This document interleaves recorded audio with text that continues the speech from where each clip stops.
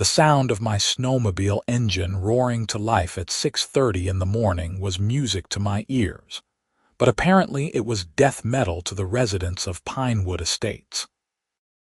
I had just moved to Fairbanks, Alaska, 3 months ago, and I was still learning the unwritten rules of suburban life in a place where winter lasted 8 months of the year. My name is Derek Sullivan, and I had purchased a modest 3-bedroom house on Timber Lane with dreams of experiencing authentic Alaskan living, which obviously included owning a snowmobile.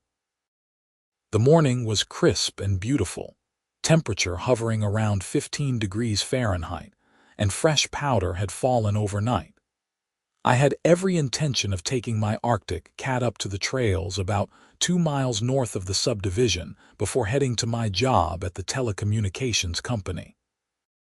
The subdivision rules I had reviewed before purchasing clearly stated nothing about snowmobile restrictions, and considering we were in Alaska, I figured it was as normal as driving a car.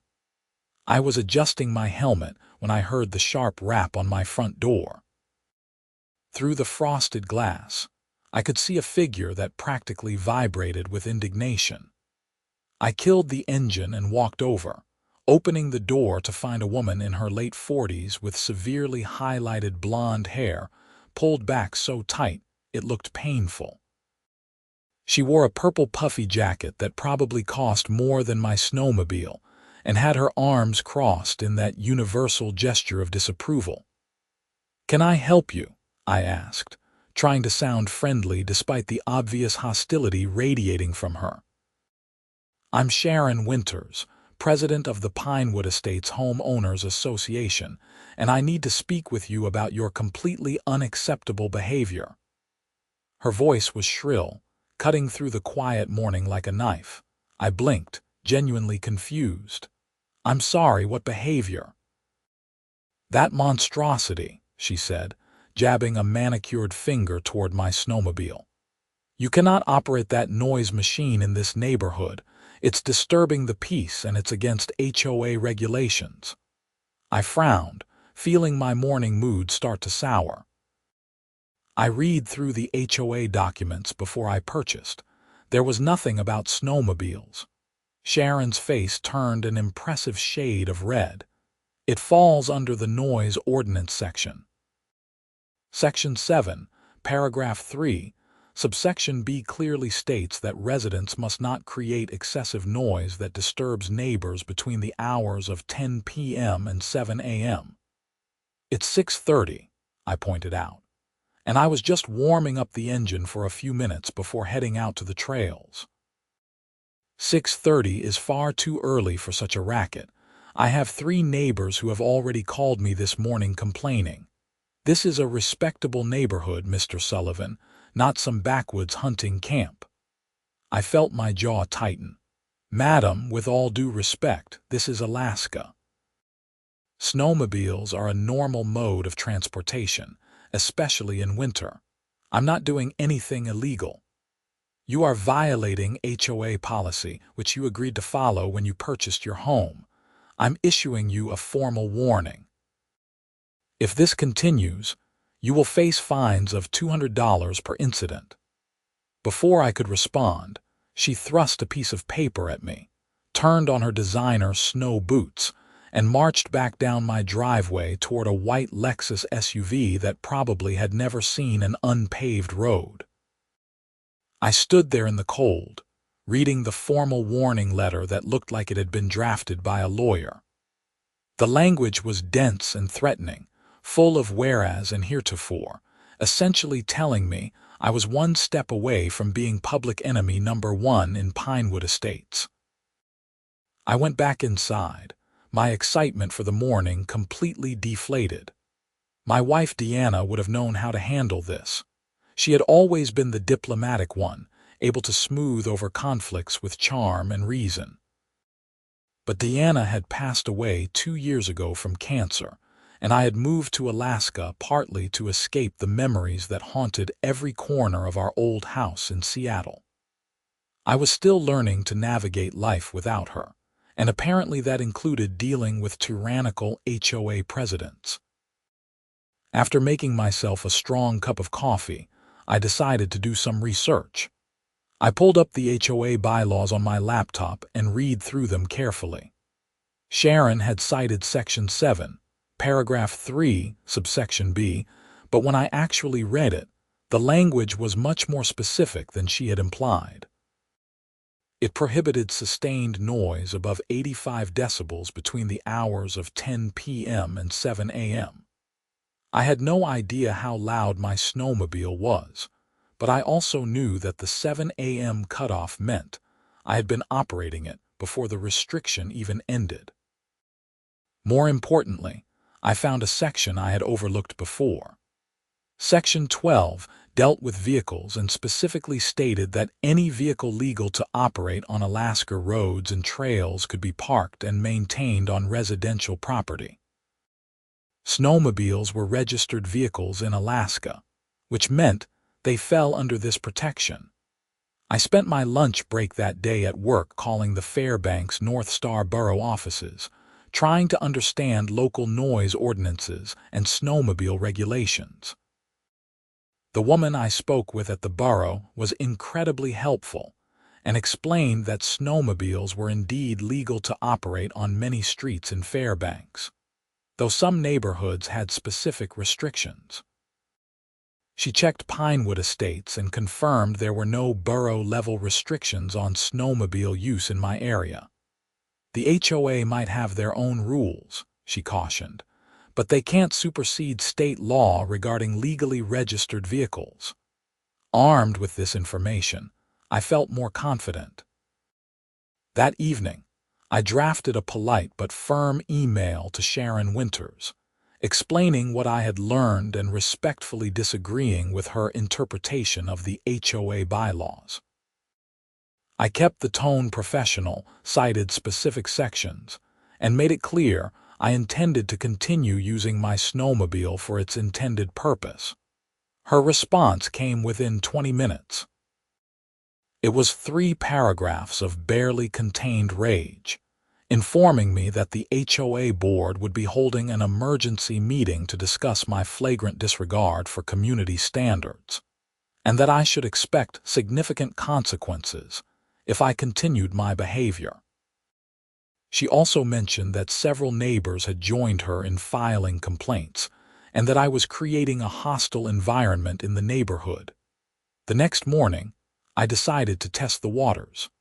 I waited until exactly 7 a.m., verified the time on my phone, and started my snowmobile. I let it warm up for 5 minutes, which was necessary in the cold temperatures, and then I rode it down my driveway and onto the street. The subdivision streets were covered in packed snow, and while most people used trucks or SUVs, snowmobiles were perfectly capable of traveling on them until I reached the main road that would take me to the trail system. I had gotten maybe 200 yards when I saw Sharon burst out of her house, phone already pressed to her ear. She was screaming something I could not hear over the engine noise, but her body language made it abundantly clear she was not wishing me a pleasant morning. I continued on, refusing to be intimidated. The trails were spectacular. Fresh snow blanketed everything, and the sun was just starting to rise, painting the sky in shades of pink and gold. I spent 2 hours exploring the network of paths that wound through the boreal forest, finally feeling like I was starting to understand why people loved Alaska so much. This was what I had moved here for, not to be harassed by someone who seemed to think she owned the entire neighborhood. When I returned home around 9:30, there was another letter taped to my front door. This one informed me that I had accrued a $200 fine for noise violations, and that the HOA board had scheduled a hearing for the following Thursday evening, which I was required to attend. Failure to appear would result in additional fines and potential legal action. I called my real estate agent, Marcus Thompson, who had helped me buy the house. He groaned when I explained the situation. "Sharon Winters is notorious," he said. She's been HOA president for 6 years, and she's driven out at least a dozen homeowners with her petty enforcement of rules. I should have warned you, but honestly, I did not think snowmobiles would be an issue. This is Alaska, for crying out loud. So what are my options? I asked. You can fight it. The bylaws are actually on your side from what you are telling me, but Sharon has deep pockets and loves to threaten legal action. Most people just give up because it's easier than fighting. I'm not most people, I said. Marcus chuckled. I had a feeling you'd say that. Look, document everything. Keep records of when you use the snowmobile, how long, all of it, and you might want to get a decibel meter to prove your noise levels are within legal limits. I took his advice seriously. That afternoon, I ordered a professional decibel meter online and started keeping a detailed log.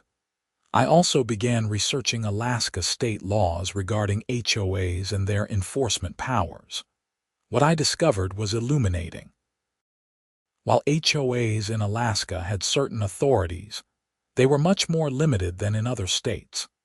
They could not, for instance, place liens on property for unpaid fines without going through the court system, and they had to prove actual damages or violations of clearly stated rules. Thursday evening arrived, and I drove to the community center where the HOA board meeting was being held. The building was a newer structure at the entrance of Pinewood Estates, with a large meeting room that could probably hold 100 people. When I walked in, I found about 20 residents scattered in the chairs, most of them older retirees who looked at me like I had personally insulted their grandchildren. Sharon sat at a table at the front of the room with 4 other board members. She was wearing a burgundy blazer and had a stack of papers in front of her that she kept tapping with a pen. To her right was a thin man in his 60s who introduced himself as Vice President Harold Mitchell. The other board members were introduced as Treasurer Patricia Holmes, Secretary Jennifer Crawford, and Member-at-Large Robert Daniels. This hearing is to address the ongoing noise violations and disruptive behavior of Derek Sullivan, resident of 342 Timber Lane, Sharon began, her voice echoing in the room. Mr. Sullivan has repeatedly violated our community noise ordinances by operating a snowmobile at unacceptable hours, disturbing the peace and tranquility that makes Pinewood Estates such a desirable place to live. She went on for several minutes, painting me as some kind of rebel who had no respect for his neighbors. She claimed she had received complaints from 15 different households, and that my actions were reducing property values and creating a nuisance. When she finally stopped talking, Harold Mitchell asked if I wanted to present my side. I stood up, keeping my voice calm and even. Thank you for the opportunity. I want to be clear that I have great respect for this community and my neighbors. I moved to Pinewood Estates because I wanted to be part of a neighborhood while also enjoying the outdoor lifestyle that Alaska offers. Snowmobiling is a huge part of that lifestyle. I pulled out copies of the HOA bylaws and the information I had gathered from the borough offices. According to Section 12 of our HOA bylaws, any legally registered vehicle can be parked and maintained on residential property. My snowmobile is legally registered with the state of Alaska. Additionally, the noise ordinance in Section 7 specifies that restrictions apply between 10 p.m. and 7 a.m. I have only operated my snowmobile after 7 a.m., which is outside the restricted hours. Sharon's face was turning red again. The spirit of the rule is to maintain peace and quiet in the neighborhood. I understand that, I said, but rules need to be applied as written, not based on subjective interpretation of spirit. I've also measured the noise levels of my snowmobile. At the property line of my nearest neighbor, it registers at 78 decibels when running, which is below the 85 decibel threshold stated in the bylaws. That's impossible, Sharon snapped. Those machines are incredibly loud. I held up my phone, showing the app connected to the decibel meter I had purchased. I have date-stamped recordings if you would like to review them. I've been documenting everything since receiving your first warning. The other board members looked uncomfortable. Harold Mitchell cleared his throat. Sharon, maybe we should table this and review the documentation Mr. Sullivan has provided. Absolutely not, Sharon said. This is about more than just noise levels. It is about maintaining the character of our neighborhood. Snowmobiles are dangerous. They tear up streets and they do not belong in a residential area. They're legal under state law, I countered. And many of our streets are not even paved. They're packed snow from November through March. A snowmobile causes less damage than a truck with chains. An older woman in the audience raised her hand. Sharon looked annoyed but nodded at her. I'm Louise Patterson. I live on Birch Circle. I just want to say that I have not found Mr. Sullivan's snowmobile to be particularly disruptive. My husband and I are usually up by 6 anyway, and honestly, it's quieter than the garbage truck that comes through at 6:30 every Wednesday. Sharon's expression could have curdled milk. Thank you, Louise, but this is not a general discussion. Another hand went up, this time from a younger man. I'm Greg Norton. I live 2 houses down from Mr. Sullivan. I also own a snowmobile, and I've been wondering about the rules myself. Are we saying that snowmobiles aren't allowed at all in Pinewood Estates? We're saying that residents need to be considerate of their neighbors, Sharon said, her voice rising.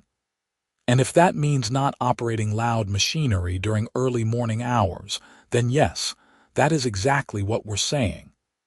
But 7 a.m. isn't early for most people who work, Greg argued. And it's after the restricted hours in the bylaws. The meeting devolved from there. What had been intended as a straightforward disciplinary hearing turned into a broader debate about HOA overreach and what restrictions were reasonable for Alaskan living. About half the attendees seemed to side with Sharon, mostly older retirees who valued peace and quiet above all else. The other half seemed more sympathetic to my position, recognizing that snowmobiles were a practical and common mode of transportation in Alaska. Finally, after nearly 90 minutes, Harold Mitchell suggested they postpone any decision until the board could consult with their HOA attorney. Sharon looked furious, but had to agree when the other board members voted 3-1 in favor of the postponement. Only Sharon and Patricia Holmes voted against it. As people filed out, several residents came up to me to offer support. Greg Norton gave me his phone number and said he'd been intimidated out of using his own snowmobile by Sharon's tactics the previous winter. Louise Patterson told me to keep fighting because Sharon had previously gone after her son for parking a work truck in his driveway overnight, claiming it violated aesthetic standards. I drove home feeling cautiously optimistic, but also exhausted. This was not the peaceful Alaskan experience I had envisioned. The weekend passed without incident. I used my snowmobile both Saturday and Sunday morning, making sure to wait until exactly 7 a.m. each time and documenting the times and noise levels. On Monday, I received an email from Harold Mitchell saying the board had consulted with their attorney, who had advised them that my snowmobile use appeared to be within the bounds of both the HOA bylaws and state law, but that they were considering amending the bylaws to add specific restrictions on snowmobiles. That seemed like a reasonable compromise, honestly.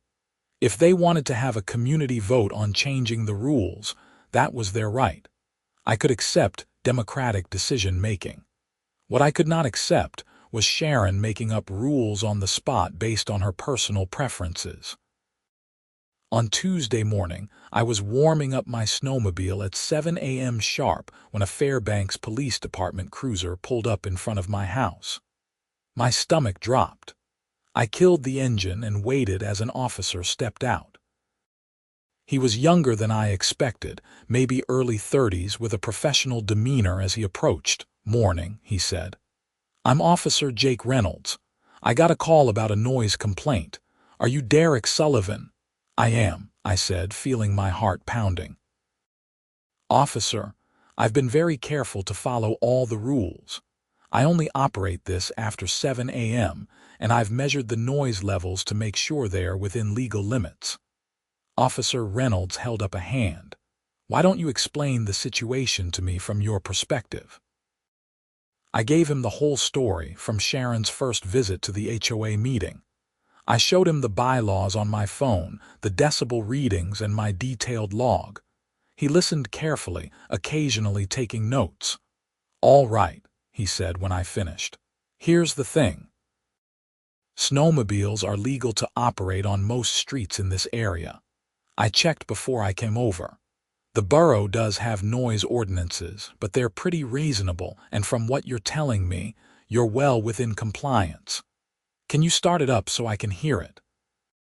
I did as he asked, letting the engine run for about 30 seconds before shutting it off. Officer Reynolds nodded. "That's not particularly loud. I mean, it's not silent, but it's about the same as a motorcycle or a loud truck. Who made the complaint?" "I'm guessing Sharon Winters, the HOA president. She lives in that house there," I said, pointing to a large 2-story home about 4 houses down. "Let me go talk to her," Officer Reynolds said. "Wait here." I watched as he walked down the street and knocked on Sharon's door. She must have been watching, because she opened it almost immediately. I could not hear what was being said, but I could see her gesturing emphatically toward my house. The conversation lasted about 5 minutes, with Sharon's body language becoming increasingly agitated. Then something unexpected happened. Officer Reynolds pulled out his citation book and appeared to be writing something. Sharon's voice rose loud enough that I could hear her shrieking, though I could not make out the words. The officer remained calm, handed her something, and walked back toward my house. "So, here's what's happening," Officer Reynolds said when he returned. "Miss Winters admitted she called in the complaint. However, she also admitted that you're operating the snowmobile after 7 a.m., which is when the local noise ordinance restrictions end. When I explained that you weren't violating any laws, she became verbally abusive, and her shouting actually constituted a noise disturbance itself." I stared at him, not quite believing what I was hearing. "You're saying—" "I issued her a citation for creating a public disturbance. The fine is $150. She's understandably upset about it, but she needs to understand that calling the police for non-emergencies and making false complaints wastes public resources." He handed me a business card. "If she continues to harass you about legal activity, give me a call. This is my direct number. I've made a note in the system about this address." "Thank you," I managed to say. "I really appreciate you taking the time to understand the situation." Officer Reynolds nodded. "Look, I get it. HOAs can be tricky, but they don't override state or local law. You've got the right to use your legally registered vehicle in a legal manner. Just keep doing what you're doing, being considerate about timing and noise levels. You're being a good neighbor. It's too bad not everyone can say the same."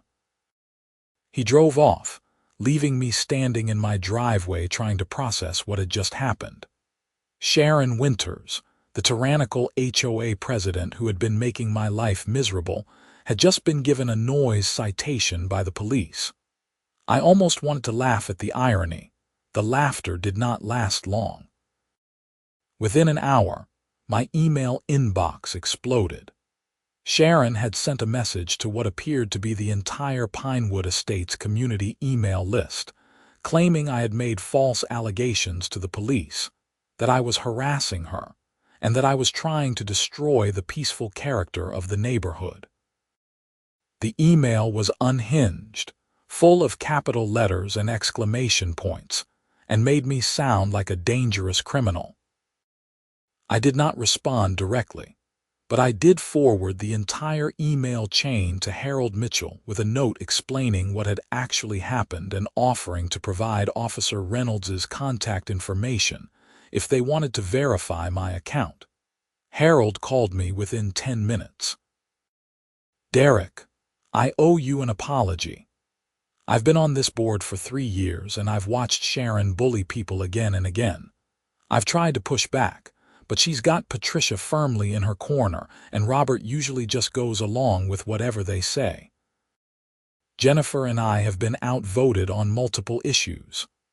Why do people keep voting her in as president?" I asked. Harold sighed. "Because she runs unopposed.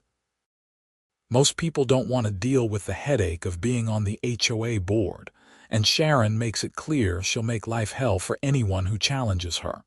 But this has gone too far. I'm going to call for an emergency board meeting to discuss her conduct." "I appreciate that," I said. "But honestly, I just want to be left alone to live my life. I'm not trying to cause problems." "I know you're not, and that's exactly why this needs to stop." The emergency board meeting was scheduled for Friday evening. In the meantime, I continued my routine, using the snowmobile each morning to access the trails. A few neighbors who I had never met before stopped me to express their support. One of them, a man named Tom Richards who lived on the next street over, told me he was thinking about running for the board in the next election cycle, specifically because of how Sharon had handled this situation. Friday evening, I arrived at the community center to find it much more crowded than the previous meeting. Word had apparently spread, and at least 50 residents were in attendance. The energy in the room was tense, with clear factions forming. Sharon's supporters sat on the left side of the room, while those who seemed more sympathetic to my situation sat on the right. I chose a seat near the back, wanting to stay out of the spotlight if possible. Sharon called the meeting to order, but before she could launch into whatever speech she had prepared, Harold Mitchell interrupted her. "Sharon, before we begin, I need to address some serious concerns about your conduct as HOA president." Sharon's eyes narrowed. "This is not the time, Harold." "It absolutely is the time," Harold said firmly. "You have been abusing your position to harass a homeowner who is engaging in legal activity. You filed a false police report, which resulted in you receiving a citation. You then sent a defamatory email to the entire community. This behavior is unacceptable and reflects poorly on this board." The room erupted. Sharon's supporters began shouting that Harold was out of line, while others applauded his willingness to confront her. Sharon herself looked like she might spontaneously combust. "How dare you?" she hissed. "I have given 6 years of my life to this community. I have maintained property values, enforced standards, and kept this neighborhood from turning into a trashy mess. And this is the thanks I get." Jennifer Crawford, the secretary, spoke up. "Sharon, we all appreciate your dedication. But Harold is right. This situation has gotten out of hand. We need to step back and reassess." "Reassess what?" Sharon demanded. "The fact that we have a resident who thinks rules don't apply to him, who operates dangerous machinery at all hours and doesn't care who it disturbs." "It's not all hours," I said, surprising myself by speaking up. "It's after 7 a.m., which is when your own bylaws say is acceptable. And it's not dangerous. It's a registered vehicle I'm operating legally." Sharon spun to face me. "You've been nothing but trouble since you moved here. You think because you're from the lower 48 that you can come here and tell us how to run our community." "I'm not telling anyone how to run anything," I said, keeping my voice level. I'm asking to be allowed to live according to the rules that were in place when I purchased my home.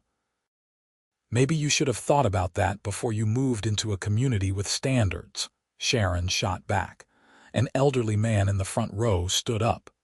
Sharon, I've lived in Pinewood Estates since it was developed 20 years ago.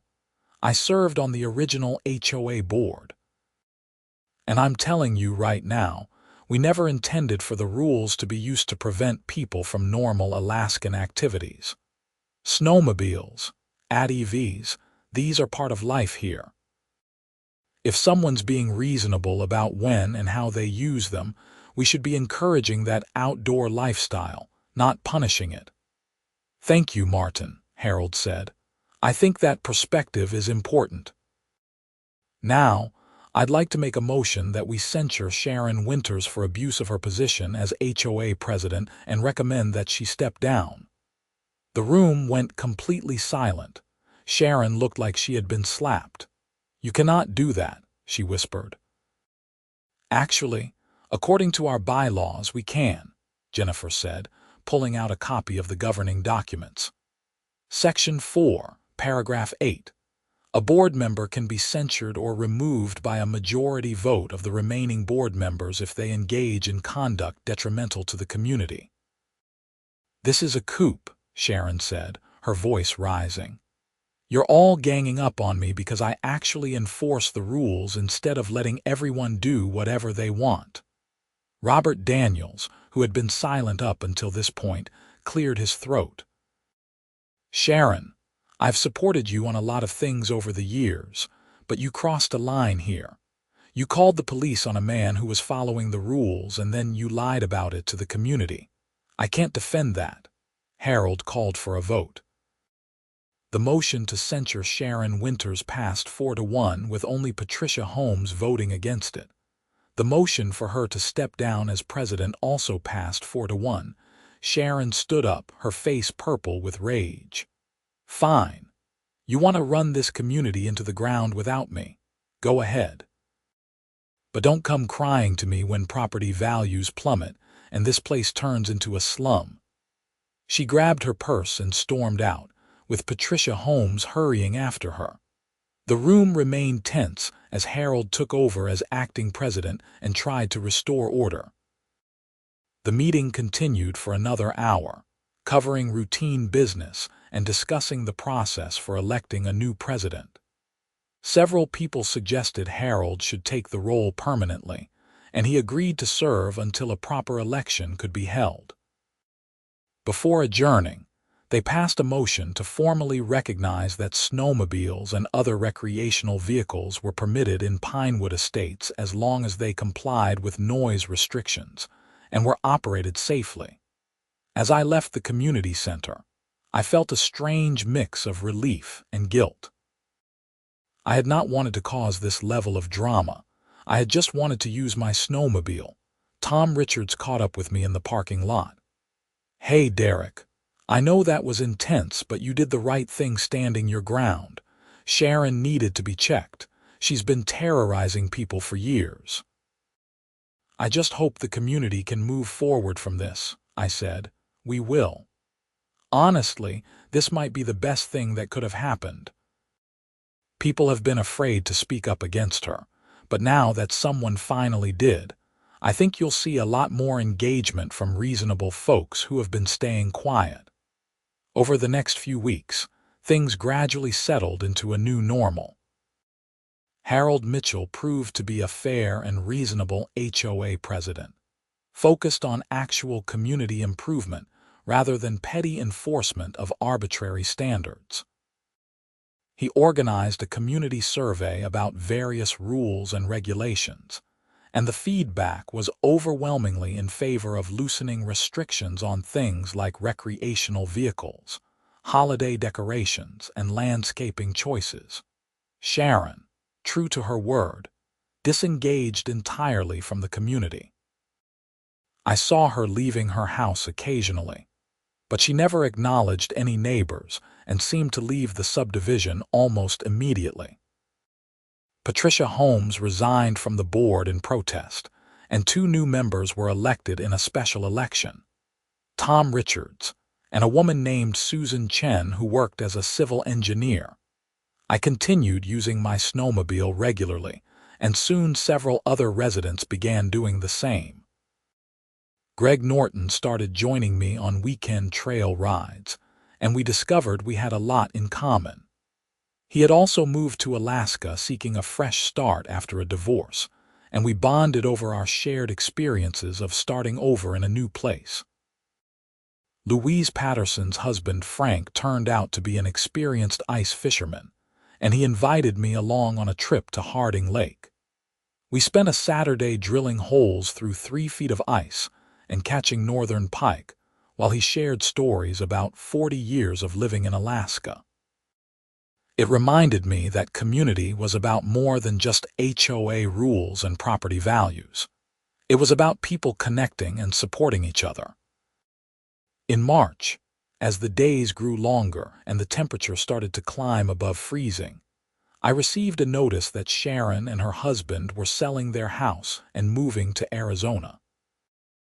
The listing price was surprisingly low, and the house sold within a week to a young couple with 2 kids who were transferring to Fairbanks for military service at Fort Wainwright. I met them when they came to view the neighborhood, a friendly pair named Chris and Amanda who were excited about the outdoor opportunities Alaska offered. They asked about snowmobile trails, sledding hills, and whether the nearby lake was good for skating. It was a stark contrast to Sharon's priorities. By the time April arrived and the snow began to melt, Pinewood Estates felt like a different place. The HOA board had been rebuilt with people who actually cared about fostering a sense of community rather than enforcing arbitrary standards. Neighborhood barbecues were planned. A community garden was proposed, and there was talk of organizing group outdoor activities like hiking and fishing trips. I had traded in my snowmobile for a 4-wheeler as summer approached, and Harold confirmed with a knowing smile that those were also perfectly acceptable under the revised guidelines. The trails that had been blanketed in snow during winter transformed into muddy paths through the boreal forest, equally fun to explore in the warmer months. One evening in late April, I was working in my garage when Tom Richards stopped by with a 6-pack of beer and an invitation to join a fishing tournament his office was organizing. "You know," he said as we sat on my front porch watching the sunset, "when you first moved here and this whole thing went down, I thought it was going to tear the neighborhood apart, but I think it actually brought us together." I nodded, sipping my beer. "It's funny how that works." I was just trying to live my life and enjoy what Alaska has to offer. I never expected to end up in the middle of an HOA civil war. "Sometimes the right fight finds you," Tom said. Sharon needed someone to stand up to her. The rest of us were too beaten down or too conflict-averse to do it. You being new here, you didn't have that history of intimidation. You just saw an unfair situation and pushed back. "I just didn't want to be told I couldn't use my legally owned vehicle on my own property," I said. "It seemed pretty straightforward." Tom laughed. "See, that's the thing. It was straightforward. But Sharon had convinced everyone that up was down and left was right for so long that people forgot what reasonable actually looked like." As the evening faded to the brief darkness of an Alaskan spring night, I reflected on the past few months. Moving to Alaska had been about escaping the grief that had consumed me in Seattle, about finding a new purpose and new experiences. I had expected the challenge of adapting to the extreme weather, the long winter nights, the isolation of living so far north. What I had not expected was a battle with a Homeowners Association president who could not stand the idea of someone using a snowmobile in Alaska. But in fighting that battle, I had found something I had been missing since Deanna died, a sense of purpose and belonging. The community that had rallied around the issue, the neighbors who had become friends, the simple act of standing up for what was right. All of it had helped me heal in ways I had not anticipated. The summer passed quickly. I explored the trail systems on my four-wheeler, went fishing with Frank Patterson and his buddies, helped Tom Richards build a new deck on his house, and even started dating a woman named Rebecca who worked at the local library. She had heard about the great Snowmobile controversy, as it had become known in Pinewood Estates, and thought it was hilarious that such a quintessentially Alaskan activity had caused such drama. In September, as the first snow began to dust the peaks of the Alaska Range visible in the distance, I got my snowmobile out of storage and gave it a thorough maintenance check. The nights were getting longer again, and the temperature was starting to drop. Soon the trails would be ready for another season. On the first proper snow day in October, I waited until 7 a.m., started my snowmobile, and headed out for the trails. The morning was beautiful, the fresh snow pristine, and the air so cold it hurt to breathe. As I rode through the forest, I thought about how much had changed in the year since I had first moved to Pinewood Estates. When I returned home around 9, Harold Mitchell was outside his house getting into his truck. He waved as I pulled into my driveway. "Good ride," he called out. "Great ride," I called back. "That's what Alaska's all about," he said with a grin before driving off. I went inside, made myself breakfast, and got ready for work. Through the kitchen window, I could see my snowmobile sitting in the driveway, ready for the next adventure.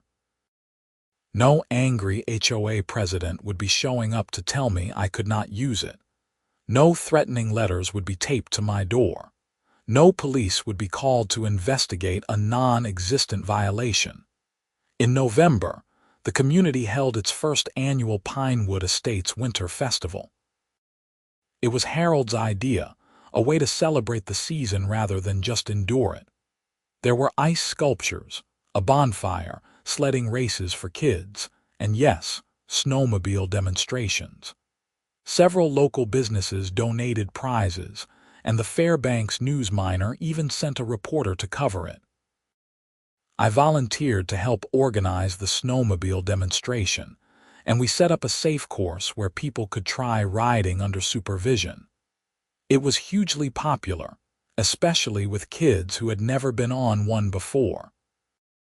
Watching families enjoy the activity that had caused so much controversy just months earlier felt vindicating.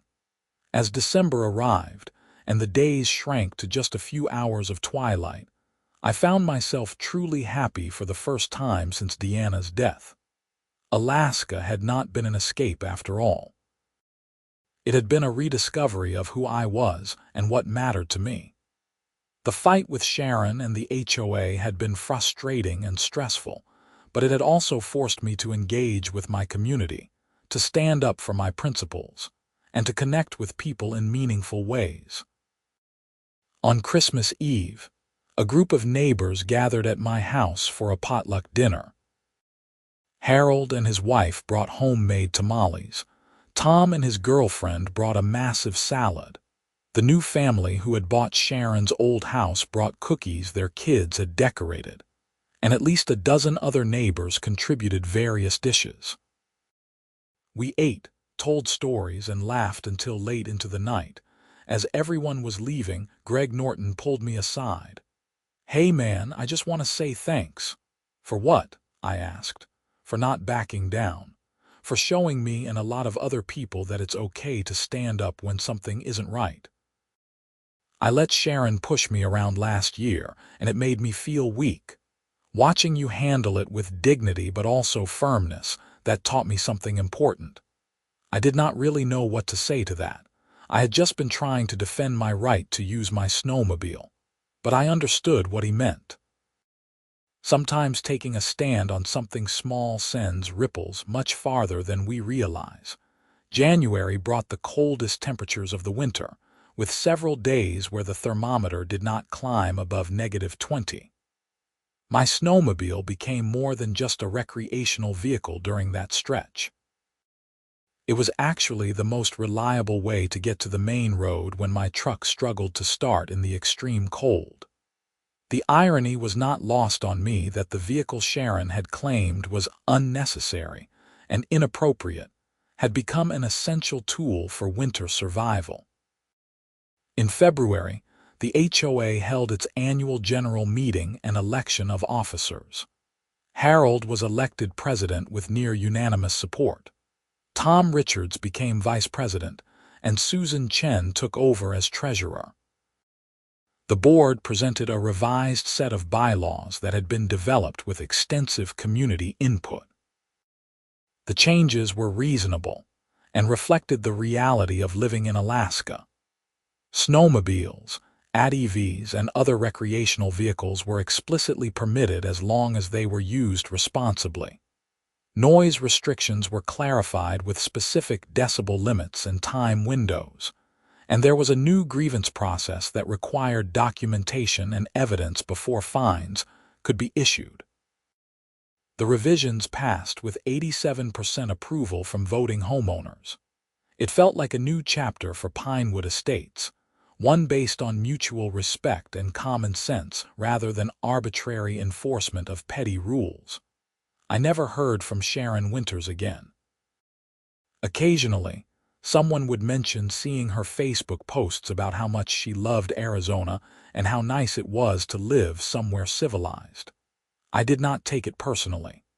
Some people were never going to understand that different places had different cultures and values. Alaska was never going to be a manicured suburb where every lawn looked identical and everyone lived according to rigid standards. It was a place where practicality and outdoor lifestyle took precedence over appearances. As March arrived and the days grew longer again, I began planning a major trip for the summer. A multi-day four-wheeler expedition through Denali Highway with Greg, Tom, and a few other guys from the neighborhood. Deanna would have loved the idea. She had always encouraged me to embrace new experiences and adventures. I like to think she would have been proud of how I had handled the situation with the HOA standing firm, but not letting it consume me with bitterness. One afternoon in late March, I was in my garage doing maintenance on my snowmobile when a car I did not recognize pulled into my driveway. A middle-aged man in a business suit got out, carrying a briefcase. "Derek Sullivan?" he asked. "That's me," I said cautiously. "My name is James Burton. I'm an attorney representing Sharon and David Winters. I need to speak with you about a legal matter." My stomach dropped. Of course Sharon would not just let this go. What kind of legal matter? "The Winters are filing a civil suit against you for harassment, defamation, and emotional distress. They're seeking $50,000 in damages." He handed me an envelope. "You've been served." I stood there holding the envelope, trying to process what I was hearing. This is insane. I didn't harass or defame anyone. I just used my legally owned snowmobile. "That's something you'll need to address with your own attorney," Burton said. "The complaint alleges that your actions and the subsequent fallout caused Mrs. Winters significant emotional distress and forced them to sell their home at a loss." He got back in his car and drove off, leaving me standing in my garage feeling like I had been punched in the gut. After everything that had happened, after Sharon had been censured by her own board and had moved to another state, she was still trying to punish me. I called Marcus Thompson first, then Officer Reynolds, and finally a real estate attorney named Patricia Yu, who had been recommended by several people in the community. Patricia agreed to meet with me the next day to review the complaint. When I arrived at her office in downtown Fairbanks, Patricia was already familiar with the situation. Apparently, word of the Pinewood Estates HOA drama had spread throughout the local legal community. "This is a nuisance suit," Patricia said after reviewing the complaint. "Sharon is angry and vindictive, and she's trying to intimidate you into paying her to go away. The good news is that her claims are baseless. You have documentation of everything, you have witnesses including a police officer, and you have the HOA board's own actions censuring her. The bad news is that defending yourself will cost money and time. So what do? I asked. We file a response denying all claims and we prepare for discovery. I'll also look into whether we can countersue for malicious prosecution. If we can prove she filed this suit without any reasonable legal basis purely to harass you, you might be able to recover your legal fees. Over the next few months, the legal process ground forward at its typically glacial pace. Sharon's attorneys sent interrogatories and document requests. We responded with our own. Depositions were scheduled. The whole thing was exhausting and expensive, even though Patricia was being reasonable about her fees. The community rallied around me once again. Harold Mitchell wrote a detailed affidavit describing Sharon's pattern of behavior as HOA president. Officer Reynolds provided a copy of his incident report from the morning he had cited Sharon for noise disturbance. Greg Norton, Tom Richards, and at least a dozen other neighbors submitted statements supporting my version of events. In July, Patricia called me with good news. Sharon's attorneys want to settle. They're offering to drop the suit if you agree not to countersue. That's it. No apology, no payment, I asked. That's it. My guess is they realized how weak their case is once they saw all the evidence we have. They're trying to cut their losses. What do you think I should do? Patricia was quiet for a moment. Honestly, take it. You could probably win a countersuit, but it would drag this out for at least another year. The emotional toll and the legal fees might not be worth it, even if you eventually recover them. Sometimes the best victory is just getting back to your normal life. I thought about Deanna and what she would have advised. She had always been practical, focused on what truly mattered rather than winning every battle. Okay, I said, let's accept the settlement. The paperwork was finalized in August, and the case was dismissed with prejudice, meaning Sharon could not refile the same claims. Patricia had managed to negotiate that I would not be responsible for any of Sharon's legal fees, which was a small but meaningful victory. With the lawsuit behind me, I could finally relax and enjoy the rest of the summer. The four-wheeler trip through Denali Highway was everything I had hoped for. We spent 5 days camping in the wilderness, riding through terrain that few people ever experienced, and bonding over shared adventures and stories around the campfire. When September arrived and the first snow began to fall again, I felt a sense of completion. The full cycle of seasons in Alaska had taught me resilience, patience, and the value of standing up for what was right while also knowing when to let go and move forward.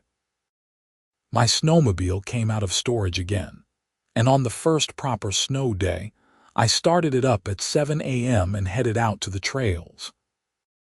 The familiar rumble of the engine, the crisp morning air, the endless expanse of white landscape stretching out before me, all of it felt like home in a way that Seattle never had after Deanna died. As I rode through the forest, I thought about everything that had happened since that first morning when Sharon Winters had shown up at my door with her threats and her outrage. The conflict had been unpleasant, but it had led to positive changes in the community and had helped me find my place in Alaska. In October, Pinewood Estates held its second annual winter festival, even bigger and better than the first year. The snowmobile demonstrations were expanded, and we even organized a charity ride to raise money for the local food bank. The event raised over $10,000 and brought the community together in ways that would have been impossible under Sharon's rigid leadership. On a cold November evening, I was sitting in my living room reading when I heard a knock at the door. I opened it to find Harold Mitchell standing there with a bottle of whiskey and a grin. "Thought you might want to share a drink," he said. We sat in my living room, sipping whiskey and talking about everything from HOA politics to the best fishing spots to our families and our pasts. Harold told me about his late wife who had passed away 5 years earlier, and I shared stories about Deanna. There was something healing about being able to talk about her with someone who understood that kind of loss. "You know," Harold said as he was leaving, "when you first moved here and this whole thing started with Sharon, I was worried it would destroy the community. But looking back, I think it saved us. We needed someone to stand up and remind us what really mattered. So thank you for that." After he left, I stood on my front porch looking out at the quiet street. Lights glowed in windows up and down Timber Lane. Snowmobiles and four-wheelers sat in several driveways, ready for the next adventure. The neighborhood felt alive in a way that rules and restrictions could never create. As December brought the darkest days of winter, the community came together even more. Holiday parties, group snowshoe hikes, ice skating on the nearby lake, all of it organized by neighbors who had found their voice after years of staying silent. Pinewood Estates had transformed from a place where people felt watched and judged into a place where people felt connected and supported. On Christmas morning, I woke up early and took my snowmobile out for a solo ride. The trail was empty, the world silent except for the sound of my engine and the soft crunch of snow under the track. The sun was just beginning to rise, painting the sky in shades of purple and orange. In that moment, I felt Deanna's presence more strongly than I had in years. Not as a ghost or a memory, but as a part of who I had become through the experience of losing her and learning to live again. I thought about the journey that had brought me to this point. The grief that had driven me from Seattle, the conflict with Sharon that had forced me to engage with my new community, the friends I had made, the life I had built. None of it was what I had planned or expected, but it was good, it was real, and it was mine. When I returned home an hour later, my phone had several messages from neighbors wishing me Merry Christmas and inviting me to various gatherings throughout the day. I responded to each one, accepting invitations and making plans. This was what community was supposed to be. People choosing to care for each other and support each other, not because rules forced them to, but because it made life richer and more meaningful. As the second winter in Alaska continued, I found myself thinking less about the past and more about the future. I was dating Rebecca more seriously, and we had started talking about maybe moving in together. My job at the telecommunications company had led to a promotion. The friendships I had made in Pinewood Estates had deepened into genuine connections that I knew would last for years. The snowmobile that had started this whole journey sat in my garage, a symbol of both conflict and resolution. It represented my refusal to be bullied or intimidated, but also my commitment to living life on my own terms while respecting others. Sharon Winters had tried to use it as a weapon against me, to paint me as a troublemaker who did not respect community standards. Instead, it had become a catalyst for positive change, forcing the community to examine its values and priorities. In late January, I received a letter from Sharon's attorney. My first instinct was dread, worried that she was trying to restart the legal battle. But when I opened it, I found something unexpected. A check for $8,000 and a brief note explaining that Sharon had been ordered to pay my legal fees as part of a separate complaint filed by the Arizona Homeowners Association in her new community. Apparently, she had tried to pull similar tactics there, but Arizona had much stricter laws about HOA overreach. The case had resulted in Sharon being fined and banned from serving on any HOA board in the state. I stared at the check, feeling a strange mix of vindication and sadness. Sharon had been so consumed by her need for control and her belief that she knew best how everyone should live that she had destroyed her own credibility and reputation. I did not feel happy about her downfall, but I also did not feel guilty. She had made her choices, and those choices had consequences. I deposited the check and used part of it to pay off the remainder of my legal fees. The rest I donated to the community fund that had been established to maintain the trails and outdoor spaces around Pinewood Estates. It seemed appropriate that money from the conflict would be used to support the very activities Sharon had tried to prevent. As February brought slightly longer days and the promise of spring, I began planning another summer adventure. A fishing trip to the Kenai Peninsula with Frank Patterson and several other neighbors. We would spend a week chasing salmon and halibut, camping under the midnight sun and swapping stories around the campfire. It was the kind of experience that had drawn me to Alaska in the first place, and I was grateful that I had fought to preserve my ability to live this kind of life. The transformation of Pinewood Estates was complete by the time the second annual election came around. The HOA board was filled with people who saw their role as facilitating community rather than enforcing conformity. Rules existed to prevent genuine problems, not to micromanage personal choices. And most importantly, neighbors looked out for each other not because they were afraid of fines or citations, but because they genuinely cared. On the first warm day of spring, when the temperature climbed above 40 degrees and the snow began to melt in earnest, I put my snowmobile away for the season and got my four-wheeler ready. The cycle would continue. Winter and summer, snow and sun, machines built for different terrains but the same purpose of exploration and adventure. As I stood in my garage, I realized that I had finally found what I had been searching for when I left Seattle. Not an escape from grief, but a path through it. Not a place to hide from the world, but a community where I belonged. Not a life without conflict, but the strength to face conflict with integrity and courage. The snowmobile sat quietly in the corner, its engine silent but ready. It had been more than just a vehicle or a hobby. It had been the catalyst for change, the line in the sand that forced me and my community to decide what kind of place we wanted to be. And in standing firm about something as simple as the right to use a legally owned vehicle on my own property, I had helped create something much more valuable, a community built on respect, reason, and genuine connection. Winter would come again, as it always did in Alaska. The snow would fall, the trails would beckon, and my snowmobile would roar back to life.